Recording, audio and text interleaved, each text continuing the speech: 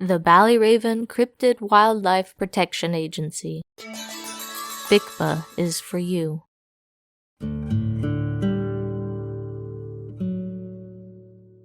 Welcome, agents. Today, I'm doing a request from the mailbox instead of answering a question.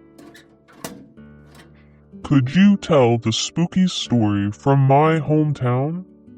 It's about an old fiddler ghost. Thanks. A Bud and Bud. This is one we've had in the archives a while and would love to tell.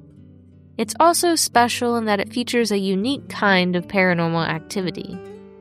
Ghosts of all kinds populate our world. But did you know that some gather and work together?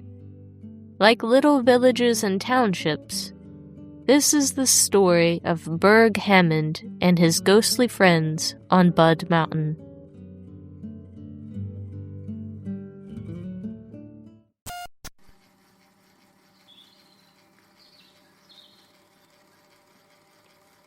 In southern West Virginia, there was a small community hidden in the wilderness.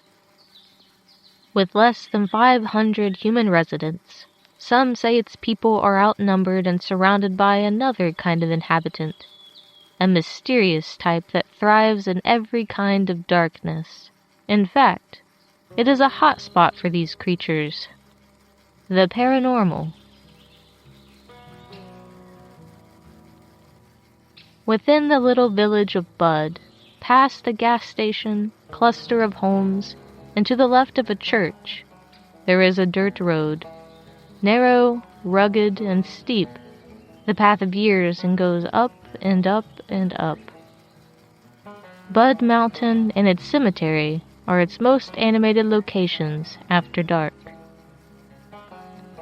Inside and outside of the fencing, beside and atop fresh graves and old stones, hugging Wit Tomb and the dirt road, are swaths of lit candles. While hanging pieces of cloth and curtains of little bells are excellent methods of seeing the unseen, candlelight is the most efficient method in places like this. Open, dark clearings. As the crescent moon rises, a small group of teens have gathered in the middle of their edifice. Excited, they fear no real danger, but the idea of embarrassment. They chatter in low tones, some more nervous than others.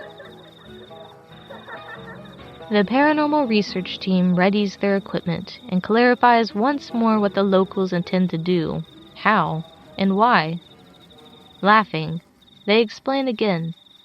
They're here to summon a traveling salesman. The moon at its peak, glowing magically, all grow quiet. The ritual has begun.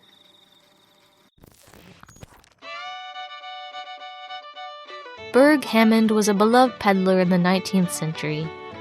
He traveled the countryside of West Virginia, going farm to farm and village to village with necessities, minor luxuries, news, and his lively personality.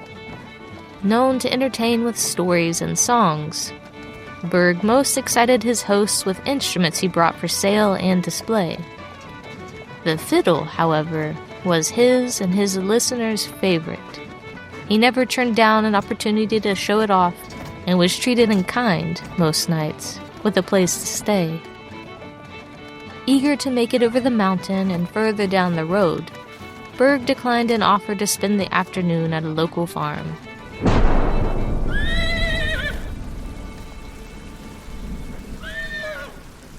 Hours later, he regretted the decision, a nasty storm building up and thundering, overtaking him by sunset. The storm peaked at the worst part of the trail. Crossing Bud Mountain in his horse-drawn wagon was even more treacherous, with rain battering the path and wind in his eyes. While he would normally pull over and wait out the storm, he knew a friendly home would offer him respite just on the other side. A dry, warm, cozy place. He had made the journey many times. He could do it with his eyes closed. On a craggy, flooding section of the narrow road, lightning struck,